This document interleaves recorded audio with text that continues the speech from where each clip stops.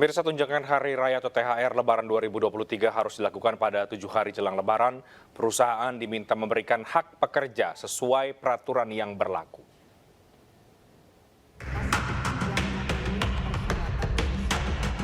Menteri Ketenagakerjaan Ida Fauziah memastikan pembagian tunjangan Hari Raya Lebaran 2023 harus dilakukan pada H-7 Lebaran atau pada tanggal 15 April 2023.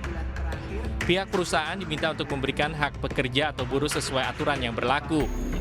Hal ini berdasarkan Peraturan Pemerintah Nomor 36 Tahun 2021 tentang pengupahan dan Permenaker Nomor 6 Tahun 2016 tentang THR keagamaan bagi pekerja buruh di perusahaan. THR keagamaan merupakan kewajiban.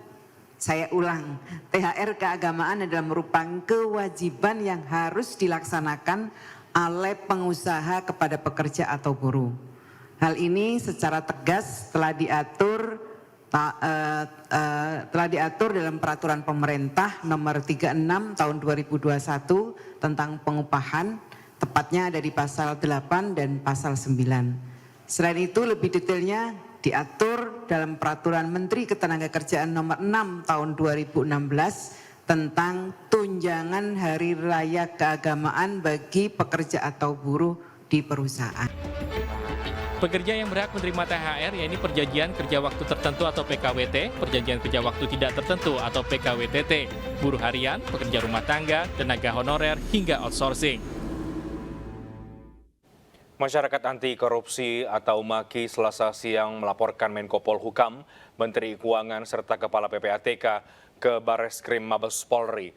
Pelaporan terkait pengungkapan rahasia data transaksi keuangan mencurigakan senilai 349 triliun rupiah yang diungkap ke publik oleh ketiga pihak terlapor.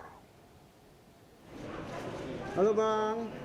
Ketua Lembaga Masyarakat Anti Korupsi Indonesia atau MAKI, Boyamin Saiman, Selasa siang mendatangi gedung Bareskrim Mabes Polri. Kedatangan Ketua MAKI ini untuk melaporkan dugaan tindak pidana pengungkapan rahasia data transaksi keuangan mencurigakan 349 triliun rupiah yang dilakukan Kepala PPATK Ivan Yustiavandana, Menko Polhukam Mahfud MD, serta Menteri Keuangan Sri Mulyani. Pelaporan ini sengaja dilakukan untuk menguji pernyataan 3 anggota Komisi 3 DPR RI yang menilai ada dugaan tindak pidana dalam pengungkapan data transaksi mencurigakan. Jika laporan diterima, maka MAKI berharap ketiga anggota Komisi 3 DPR bisa menjadi saksi dan memberikan klarifikasi terkait pernyataan dugaan tindak pidana pengungkapan rahasia data mencurigakan oleh ketiga pihak terlapor. Dan sudah dapat tanda terima begini di sekretariatan bagian penerimaan surat, sudah saya dapat tanda terimanya ini, dan mudah-mudahan nanti segera ada undangan klarifikasi kepada saya dan otomatis juga klarifikasi pada saksi-saksinya. Itu aja harapan saya. Dan nanti kalau agak terlalu lama ya itu tadi, apakah nanti saya mencadang.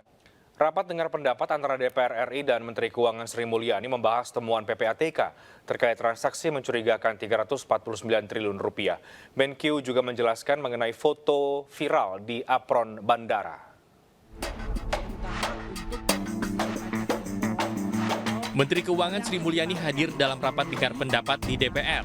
Rapat berhubungan dengan temuan PPATK mengenai transaksi dugaan tindak pencucian uang, kepabean, cukai, dan perpajakan senilai 349 triliun rupiah.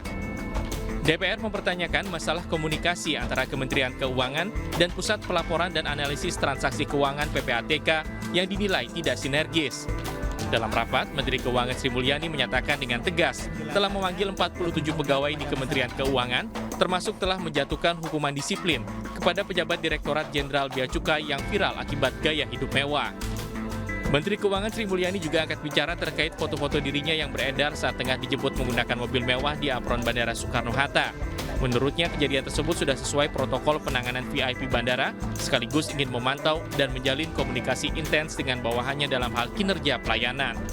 Hal ini dilakukan Sri Mulyani lantaran dirinya berbeda dengan pihak lain atau pejabat lainnya yang memiliki ruang tunggu khusus di bandara. Sampai tanggal 17 Maret yang lalu, kami sudah memanggil 47 pegawai yang kita identifikasi, 42 hadir fisik, 5 sakit, dan rekomendasi penjatuhan hukuman disiplin sudah kita lakukan. Ini termasuk kepada saudara RAT dan kepada 2 Direktorat Jenderal Bea dan Cukai yang viral. Kami juga terus memperbaiki dan meminta kepada seluruh jajaran, terutama ini yang sudah dilakukan klarifikasi, untuk memperbaiki laporan harta kekayaan sehingga mereka bisa terus akurasinya bisa di. Dari Jakarta, Salam Rahmat, Rama Romadona, iNews melaporkan. Jelang berbuka puasa, sejumlah warga mulai menyerbu aneka takjil yang dijajakan di Jalan Panjang, Jakarta Barat. Kami hadirkan informasinya usai jeda.